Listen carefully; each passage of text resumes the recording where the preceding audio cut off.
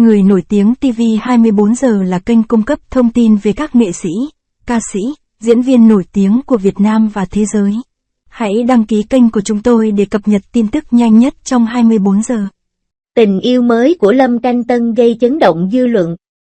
Triệu Lệ Dĩnh vô tội bị liên lụy, tại sao fan chính phú của cô lại cùng nhau sụp đổ? Khi A Travel with the Phoenix lên sóng. Xin quy chính phú ngọt ngào như vậy, nhưng trong chớp mắt, tình yêu mới của Lâm Canh Tân đã bị vạch trần và trở thành chủ đề tìm kiếm nóng hổi. Giấc mơ 8 năm yêu đương trên màn ảnh đã tan vỡ. Người hâm mộ đau lòng và đặt câu hỏi, tình cảm sâu đậm trong vở kịch, nhưng lạnh lùng bên ngoài. Triệu Lệ Dĩnh vô tình bị cuốn vào cuộc đấu súng và bị mắng. Người chiến thắng thực sự là người tỉnh táo và nỗ lực hết mình cho sự nghiệp của mình. Tình yêu mới của Lâm Canh Tân đã được xác nhận. Triệu Lệ Dĩnh bị mắng trở thành chủ đề nóng. Fan chính phú đồng loạt vỡ òa. Ôi trời ơi, xu hướng trong ngành giải trí thay đổi nhanh quá, chỉ một bước chân nguyệt trong du hành cùng Phượng Hoàng. Và bước chân tiếp theo, Lâm Canh Tân lại lộ diện với một mối quan hệ mới. Tốc độ còn nhanh hơn cả lúc tôi theo dõi tin tức phim truyền hình hồi đó. Nói cho tôi biết. Có phải trái tim của những người hâm mộ chính phú ngày nay quá mong manh không? Vài ngày trước, tôi vẫn còn chụp ảnh màn hình, chỉnh sửa ảnh và biên tập video, điên cuồng quảng bá cho cặp đôi sao và trăng. Nhưng giờ đây, đó lại là cảnh một ngôi nhà lớn bị sập. Phần bình luận trên Weibo tràn ngập những lời buộc tội và lăng mạ đẫm máu, khiến tôi cảm thấy có chút tội nghiệp cho Triệu Lệ Dĩnh. Cô ấy chẳng làm gì cả, nhưng chỉ vì đóng cặp với Lâm Canh Tân mà bị mắng, trở thành đề tài bàn tán. Đây là thứ gì thế này?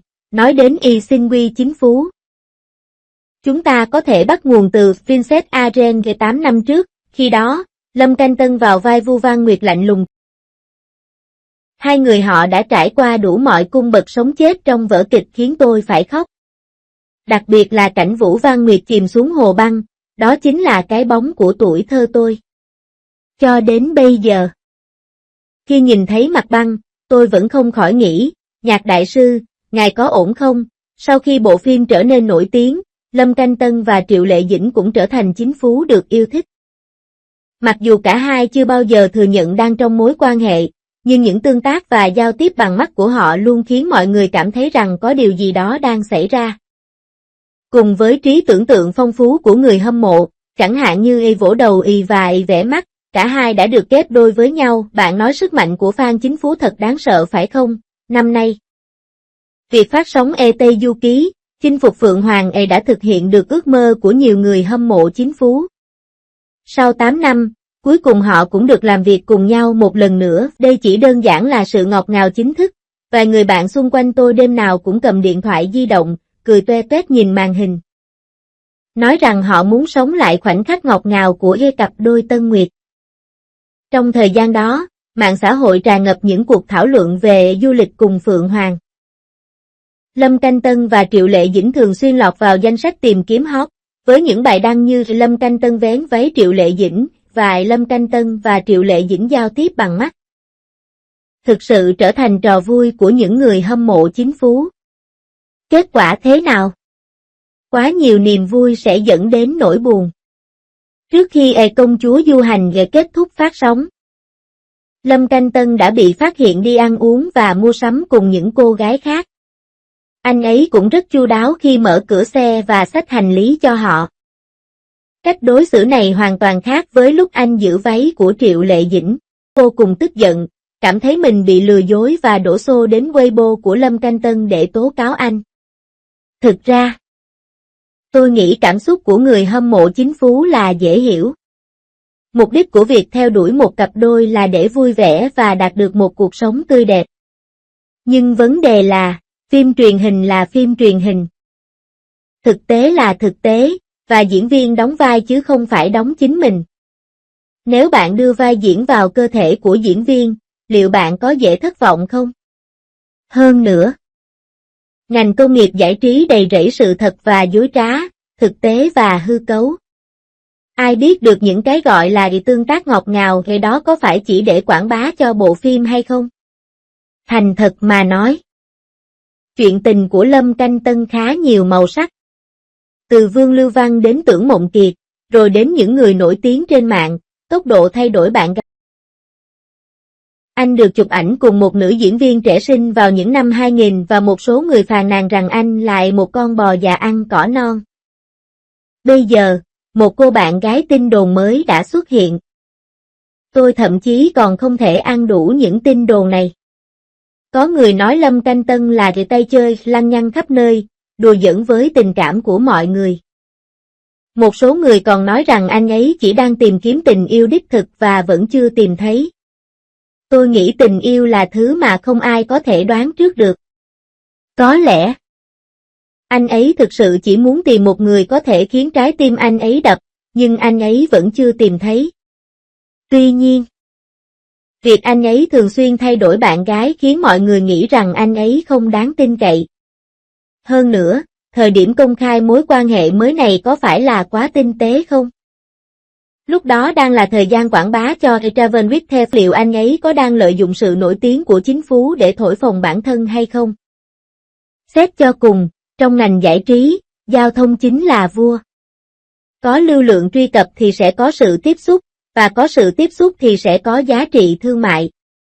Vì vậy, một số người nổi tiếng sẽ dùng mọi cách để trở nên nổi tiếng. Tuy nhiên, đây không phải là lần đầu tiên Lâm Canh Tân bị chất vấn về việc thổi phồng chuyện tình cảm của một cặp đôi.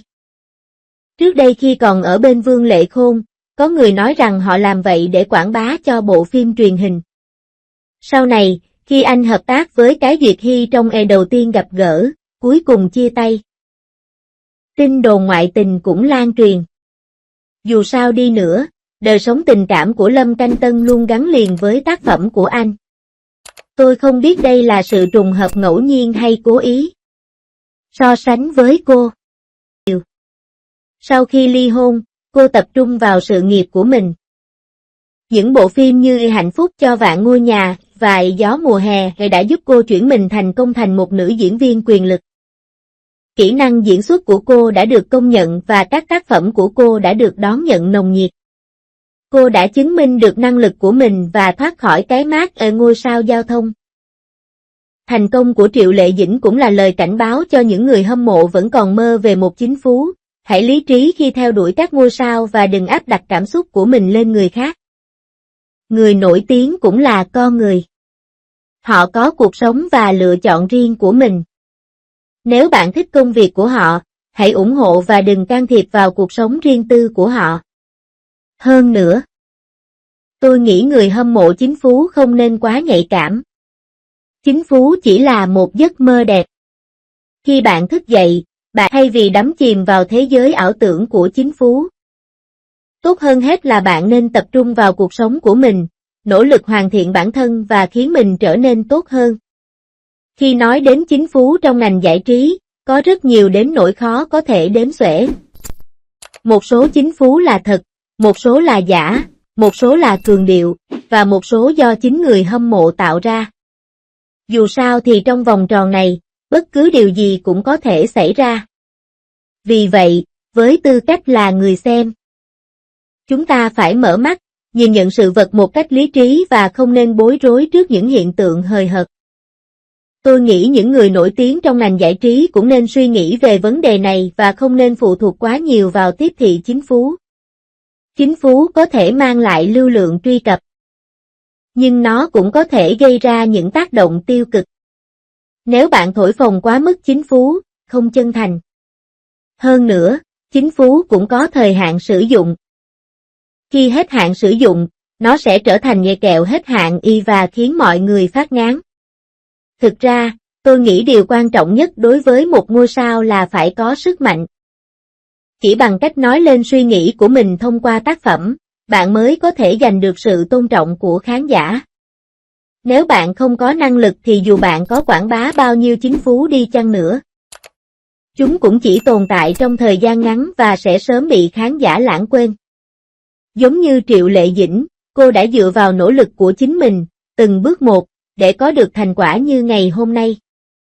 Cô đã chứng minh giá trị của mình bằng các tác phẩm và giành được sự yêu mến của khán giả. Đây chính là thành công thực sự. Vì vậy, Tôi nghĩ Lâm Canh Tân nên tự kiểm điểm bản thân và ngừng dựa vào scandal và chính phú. Bạn nên tập trung vào việc cải thiện kỹ năng diễn xuất của mình và tạo ra nhiều tác phẩm hay hơn nữa để có thể giành được sự công nhận của khán giả. Tất nhiên, cảm xúc là vấn đề riêng tư và chúng ta, những người ngoài cuộc, không có quyền can thiệp. Tuy nhiên, là người của công chúng, hành vi của Lâm Canh Tân thực sự sẽ ảnh hưởng tới hình ảnh của anh. Nếu anh ấy thực sự muốn trở thành một diễn viên được kính trọng, anh ấy nên chú ý hơn đến lời nói và hành động của mình và làm gương tốt cho khán giả. Này, sau khi nói nhiều như vậy, thực ra tôi chỉ là một khán giả thôi. Không ai có thể dự đoán được điều gì sẽ xảy ra trong ngành giải trí. Có lẽ, mối quan hệ mới của Lâm Canh Tân là thật, có lẽ, đó chỉ là sự cường điệu. Dù sao thì chúng ta chỉ xem vui thôi và đừng quá nghiêm trọng. Tuy nhiên, tôi vẫn hy vọng Lâm Canh Tân và Triệu suy cho cùng, họ đều là những diễn viên xuất sắc và xứng đáng nhận được tình yêu thương tuyệt vời. Cuối cùng, tôi muốn nói đôi điều với người hâm mộ chính phú, hãy lý trí khi theo đuổi các vì sao và tiếp tục sống. Đừng phủ nhận cả thế giới chỉ vì sự sụp đổ của một chính phú. Vẫn còn rất nhiều điều tuyệt vời trên thế giới đang chờ bạn khám phá. Vậy thôi, tôi sẽ đi xem phim đây. Tôi nghe nói gần đây có một bộ phim truyền hình mới khá nổi tiếng, nam nữ chính rất hợp nhau. Tôi muốn đi xem quá, ha ha. Nhân tiện, bạn có nghĩ mối quan hệ mới của Lâm Canh Tân là thật không? Chào mừng bạn để lại tin nhắn trong phần bình luận và chúng ta